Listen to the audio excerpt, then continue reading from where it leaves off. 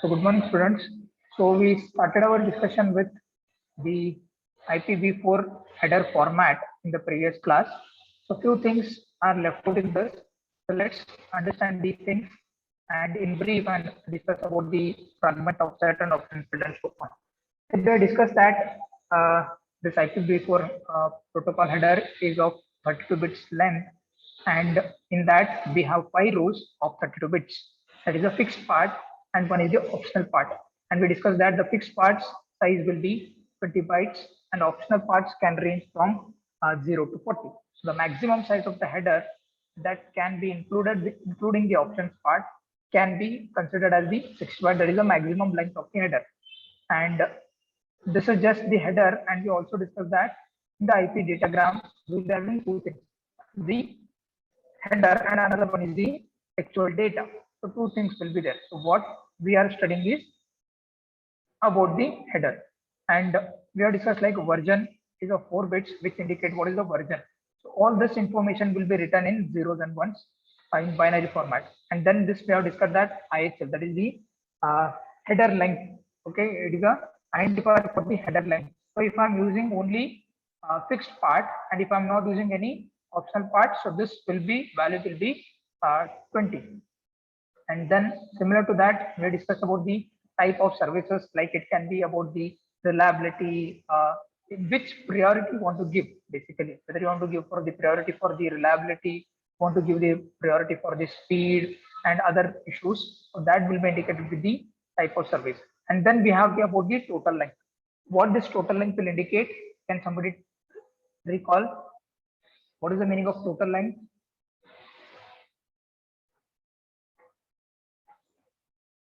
So what total length will indicate? Can somebody remember?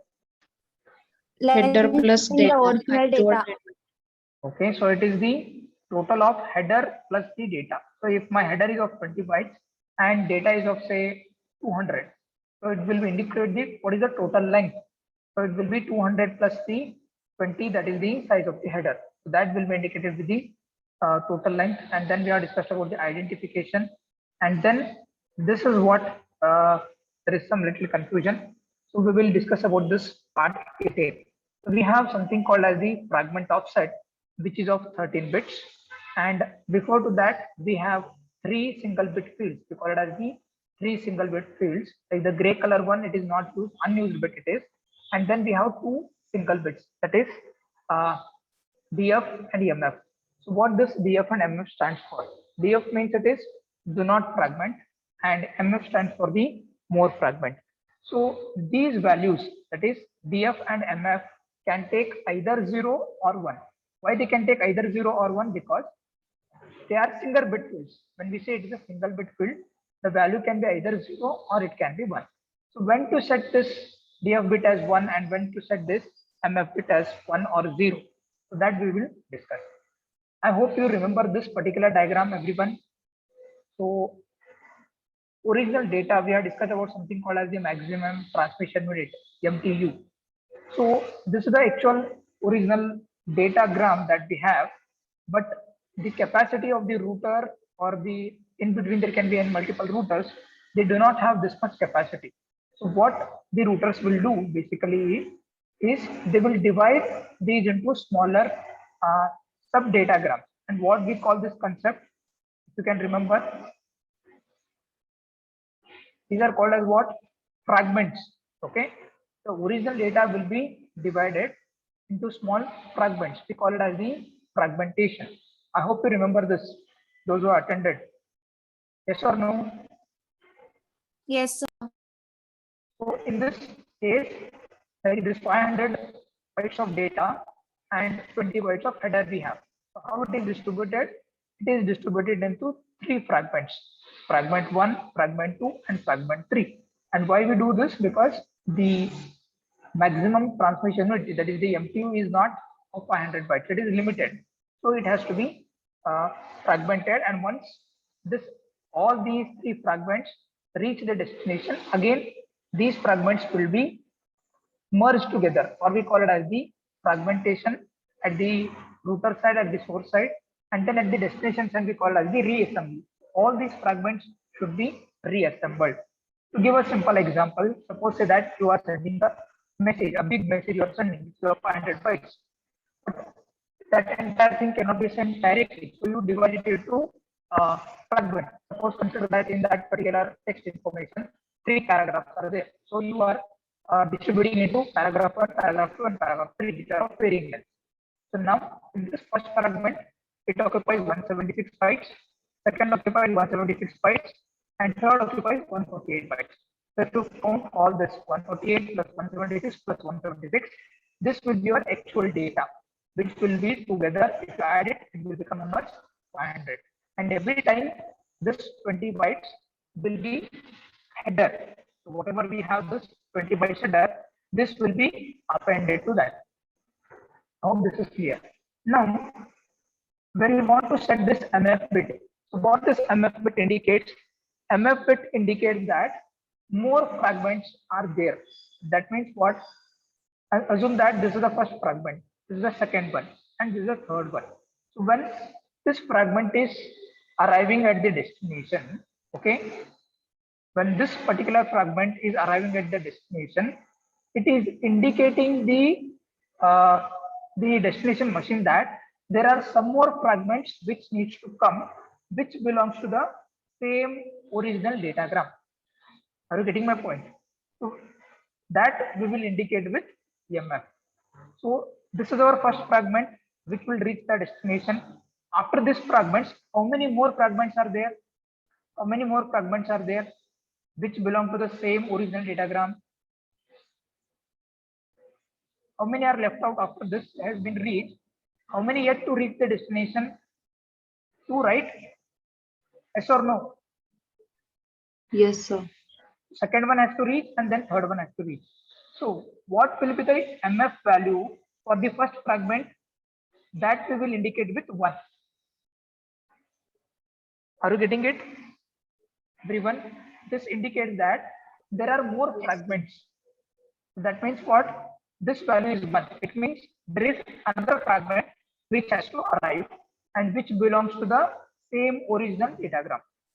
Similarly, after the second reaches, okay, how many are left out? Only 1 is left out. Yes or no? What this will be, value will be 1. This also indicates that there is another fragment or there are some more fragments which needs to arrive. Now assume that when the third is reached, do you have any further fragments that has to arrive? Yes or no? No, sir. Then what will be the value of this? It will indicate it or it will be indicated with 0. That means no any other fragments should arrive at the destination. So there are no more fragments are left out. So once all these 3 fragments reach the destination, what will happen? Again, these fragments will be combined or they will be reassembled so that we can get the original data in the same particular format. Are we clear with this? What is the meaning of MF? In a more detailed way, I'm telling you how this is what exactly happens during the transmission of information at the network layer to the internet protocol. Are we clear with this MF? Everyone? Yes, sir. Is any doubts here? Similarly, we have another thing, that is DF. So DF stands for do not fragment. Again, this value can be either 1 or it can be 0. That means if you say, for example, if you have a datagram, okay, which is of very secured information and you do not want the original datagram should be fragmented, so that will be indicated with 1 and 0. If the value of DF is set to 1, then it indicates that do not fragment this particular datagram. And if the value is set to 0, it indicates that this datagram can be fragmented. For example, in this case, the original datagram that we have, it is being fragmented. So this means what? The value of for this will be indicated with 0 because it is being fragmented. 0 indicates it can be fragmented. If you have the value as 1, it indicates that do not fragment. So that will be indicated with DF and MF. Are we clear with this too, DF and MF? Because these things are very much essential, students, and you need to explain each and everything in the examination because it is asked for 10 marks. And then we will discuss about the fragment offset. So what is basically fragment offset is all about? So we understood that the original datagram can be distributed into different multiple fragments, and we will indicate with MF and DF and so on. So now, when these fragments arrive at the destination, there can be multiple fragments. Suppose that this is our original datagram. So this is our actual original datagram 1. There can be another original datagram 2, datagram 3, and those also will be distributed. Suppose that you have 3 datagrams, and every datagram will be distributed into D.1, D.2, D.3, okay, or D1.1, D1.2, D1.3. Second datagram will be D2.1, D2.2, D2.3, and so on. So like this, there can be multiple fragmented datagrams can be available. So when they reach the destination, this datagram, when a fragmented datagram arrives, where it should fit, okay, where it should fit. For that, we use this fragment offset. So that will be indicated. So consider this. What is our original data size? It is 500. Okay. And now this is what, or we can also call them as the chunks, smaller chunks we can say. So, and this is the 500 bytes of information is there. And I have taken a, like, for example, like consider it as like a Gantt chart. Okay. I'm considering it as a Gantt chart. So 0 to 499. So this is of my information, that is from 0 to 499. Why I'm taking 0 to 499?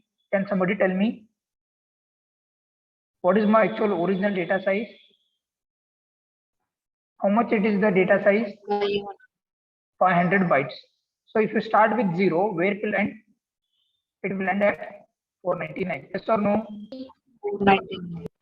So now, when the first fragment arrives, what is the size of first fragment? How much it is? 176. Yes or no? Yes, sir. So it will start with 0, and where it will end? It will end at 175. Okay. So whatever is the beginning, that value divided by 8. We take it as multiple of 8. We take it as multiples of 8. So 0 divided by 8, it will be 0. And the second fragment, where it should fit, how it will be indicated? We call it as 22. But how we got this 22? After this occupies 0 to 175, where my second fragment will start? My second fragment will start at 176. This is from 0 to 175 first fragment. And what is the next value after 175? 176. So it will start with 176. So what will be my value? My value will be 176 divided by 8. This will be indicated as 22. And similarly, what is the data size of this particular fragment? How much it is? 176. So what is the space it requires? It will start with 176, and where it will end? It will end at 351. Because 176, from 176 onwards, it requires this much space to store that particular data. So if you consider this, it will be starting point. Starting point is 176. So 176 divided by 8, you will get it as 22. And similarly for fragment offset, 44 we are getting for the third one. Now we got this. This will end at 176. And sorry, this will start at 176 and it will end at 351. So this particular fragment has to start at 352. So this will start at 352. So what is the starting value? Starting value is 352. So we have calculated as 352 divided by 8, and we are getting the value as 44. So where these fragments should fit, so that we can get the entire information or the original datagram. So this is about the fragment offset. Are we clear with this concept, everyone?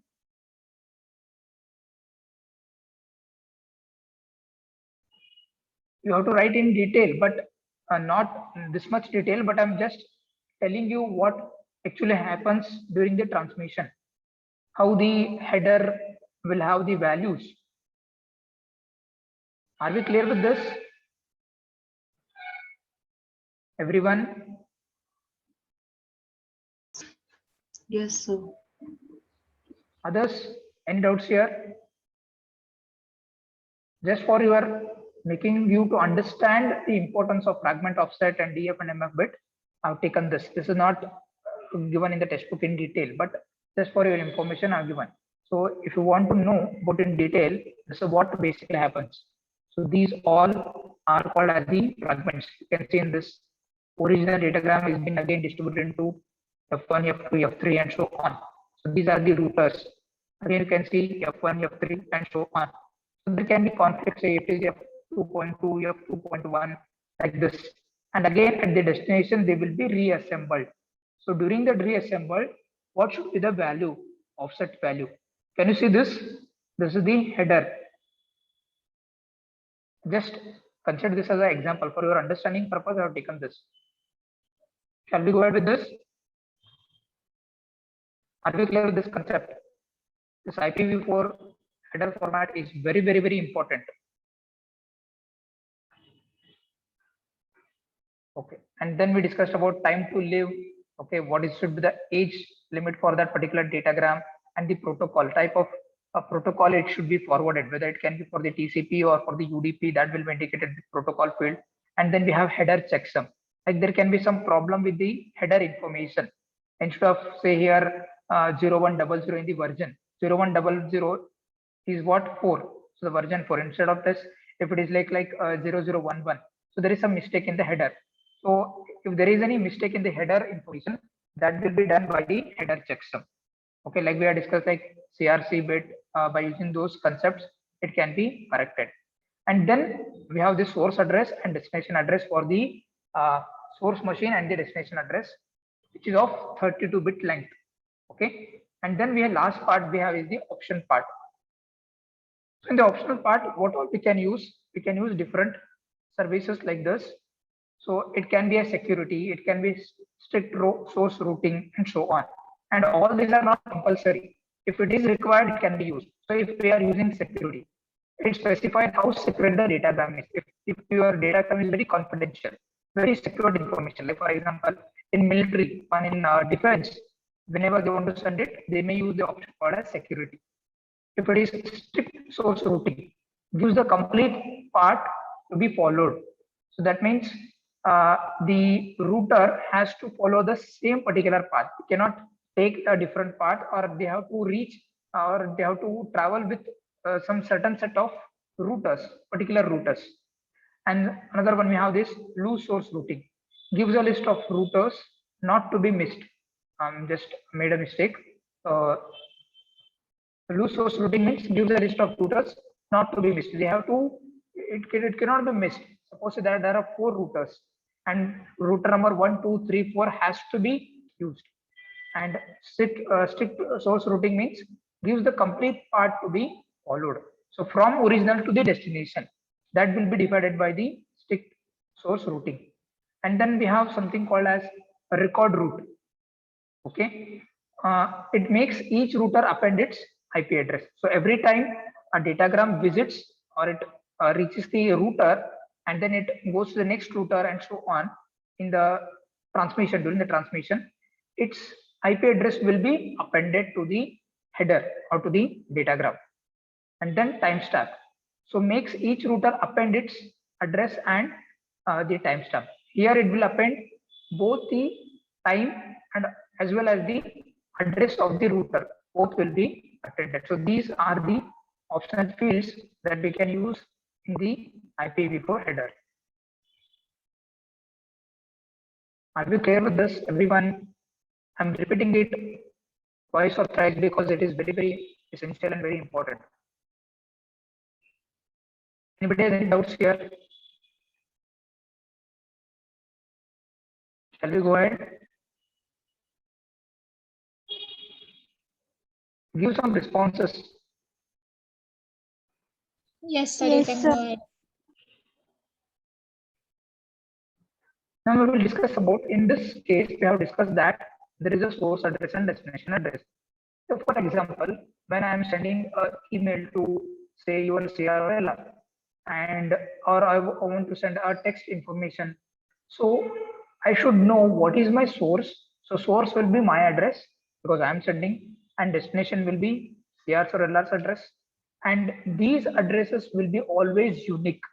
Whenever you are connected to the internet, okay, whenever you are connected to the internet, your IP addresses will be always unique, universally accepted, and they will be unique. So now we will be discussing how many addresses we can have with related to the IPv4, and what are the different classes of IPv4 addresses that we can have. So, and if I am sending an information, that information should reach the CR only. If I am sending to CR, it should reach the CR only. It should not reach LR or some other student. And if I'm sending it to LR, it should reach the LR only. And when you are sending a reply, it should reach exactly to Professor Vaibhav, or it should not reach to college email ID or somebody else email ID. So these source address and destination addresses are always unique and they are universally accepted. So can you tell me what is the length of the source address and destination address? From by looking at this diagram, what will be the length of source address and destination address in terms of bits? Yes, what is the length of source address? Somebody says 32, very good. In terms of bytes, how much it will be? So because source address is 32 bits, if you convert in terms of bytes, it will be 4 bytes. So now how to represent this source addresses? You might have come across this, but you are not observed. Okay, so let's go ahead with that. IP addresses. So IPv4 address is a 32-bit address that uniquely and universally defines the connection of a device. A device can be your computer, it can be a router, it can be a server, any machine, or we can consider it as a node which is connected or which is connected to the internet, or it is a network, or it is working in a network system, that will have a unique IP address. Okay, we call it as this IP address, or we can consider it as the source and destination address, and it is of 32-bit address. Now let us take what is the address space. What is the meaning of address space? What is the total number of capacities of, or how many IP addresses we can have? So that will be indicated with the address space. The definition of address space is the total number of addresses used by the protocol. How many addresses the particular protocol can use, that we call it as the address space. So now, and how it will be defined. So if a protocol uses n bits to define an address, the address space is 2 raised to n. Okay, I repeat, if a protocol uses n bits to define an address, the address space is 2 raised to n. For example, consider that a protocol uses 4 bits. Okay, a length of a protocol is 4 bits, and what can be the value of it? It will be 2 raised to 4. What will be 2 raised to 4? 2 raised to 4 is how much? 16. So the total number of combinations it can have is 16. Like in second semester also, DLCD have studied this combinations of zeros and ones. How many combinations we can have? If you remember that 8421 and all other things. Similarly, in IPv4, what is the length? The length is defined with 32-bit address. So what will be the value of this? So it can have 2 raised to 32-bit combination. So IPv4 uses 32-bit addresses, which means its address space is 2 raised to 32. And what will be 2 raised to 32? How much it will be? It's not 2 raised to 32.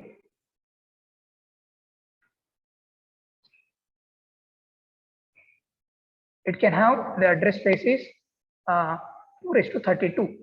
So 2 raised to 32 means it will turn out to be approximately 4 billion of combinations we can have, and the values can be considered from 0 to 255.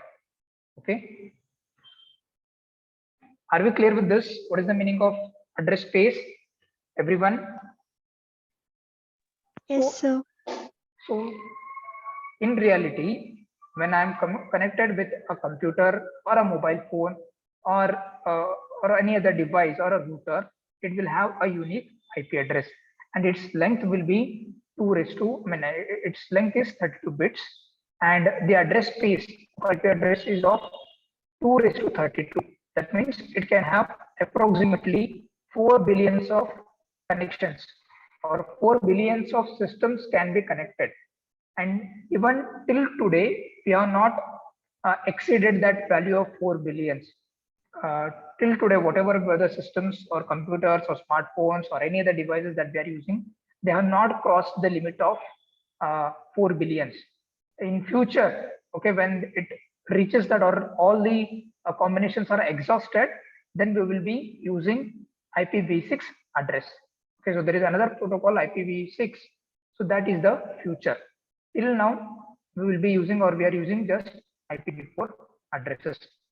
Okay, this is just a change that I need to make. And then coming to this part, so how the IP addresses are defined? I think you might have observed this. Yes or no? Everyone?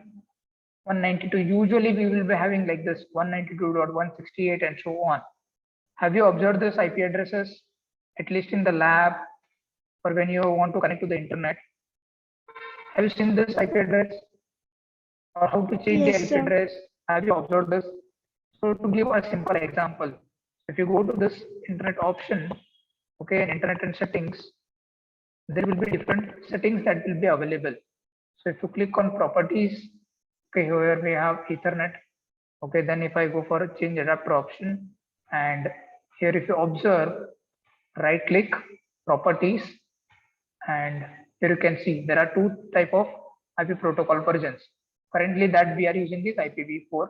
IPv6 is the future. If you click on properties, and if you say use the foreign IP address, here I will be typing something, say 192.168.1.10 and so on. So this is what we call as the IP address. This is my IP address. Subnet mask, the default gateway, all the things you can see later on. But I'm just giving the example. So how to represent these IP addresses? So IP addresses can be represented in two ways. One is the binary notation, another one is the dotted decimal notation, or it can be also called as decimal dotted notation. So in binary notation, as we said that it is 32 bits. So we can have combination of 8 bits, and then we have a dot to separate the next string. Again, we have, or we can consider it as 4 octates. So this is 1 octet, octet 2, octet 3, and octet 4. This is the 1 byte equal to 8 bits. So what is the length? 32 bits, or it will be equal to 4 bytes. So either we can represent the IP address with this, like 10101100 and so on, or either we can represent with another notation that we call as the decimal dotted notation or dotted decimal notation. And every time when you write a 8-bit string, you have to indicate with a dot, or a period is very much essential, which will separate the different group of octaves. Okay. Meanwhile, you can give the attendance simultaneously. Are we clear with this binary notation? So every octet will be represented with either 0 or 1, because when we say it is a bit can take two values. Either it can be 1 or it can be 0. It can take two values, either 0 or it can be 1. Now, how to represent in a decimal notation? So this is the decimal notation. So it will be like 172.16.254.1. So whatever we had in this binary notation, same thing is being represented in a decimal format. This is represented in a decimal format. So like the example that I've shown, 192.168. So it is of which format? Whether it is in binary notation or it is decimal notation. 192.168.1.10. It is in which notation? Decimal or binary? Decimal. Okay, very good. So if you consider this all together, this is the decimal notation. And what is the equivalent value? I hope you remember decimal to binary conversion. Okay, so remember the binary conversion. This 172, if you convert into binary, it will become like this: 10101100. So how to get this? This is 2, 8, 16, 32, 128, 256, and so on. Like this, we have this.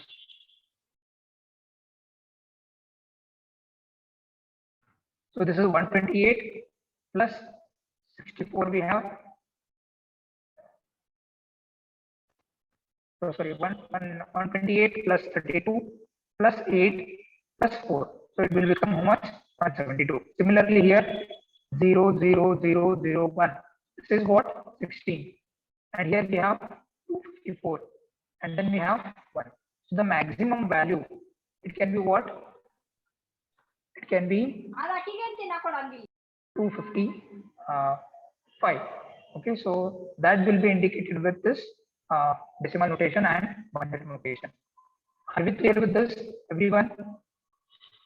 Any doubts here? Two ways of representing the IP addresses. One is the binary notation, and another one is the decimal dotted notation. And what all we have discussed?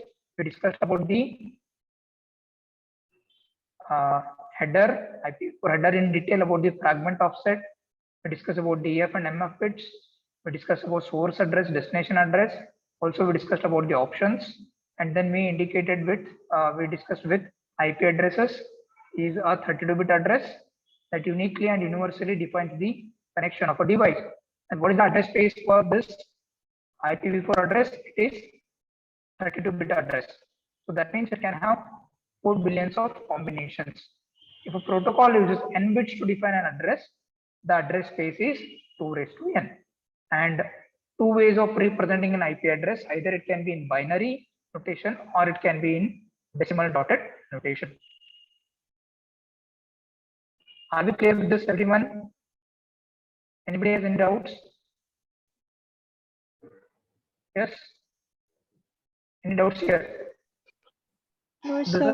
how we can convert binary to decimal notation. Now we will be discussing about an important thing, that is something called as the net ID and host ID. Like for example, consider that you are writing you are sending a message, or you are writing a letter and you are posting it. So how you will write your information? You will write the address, and then you will write the district, you will write the state, then district, then area, then pin code, and so on. So you got a hierarchy there. Okay. So suppose similar to that, to consider our college lab, and if I'm connected to my lab, I should have a hierarchy. Where my college is located, it is located Belgaum.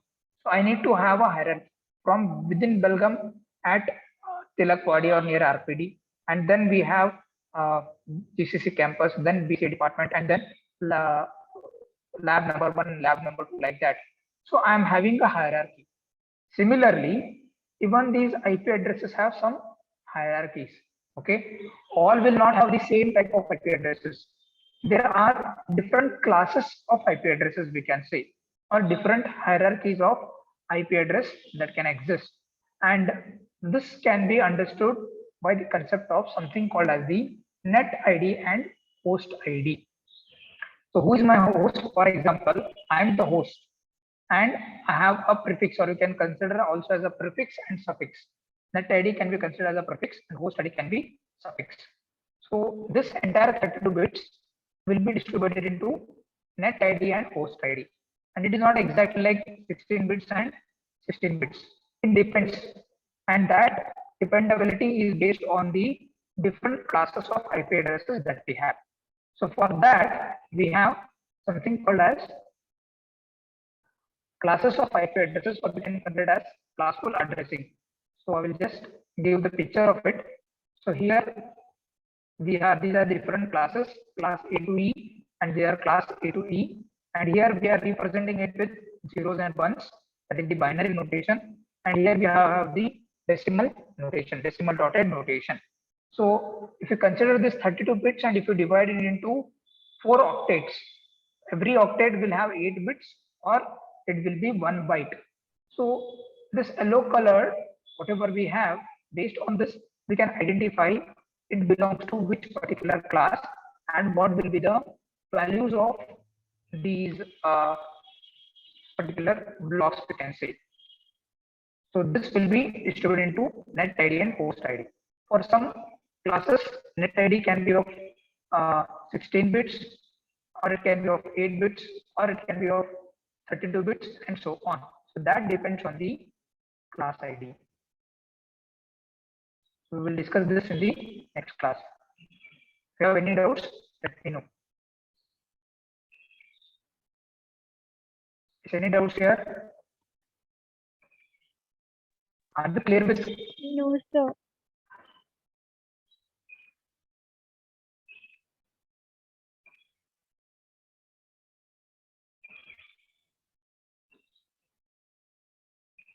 Okay. In the next class, we will discuss the further parts.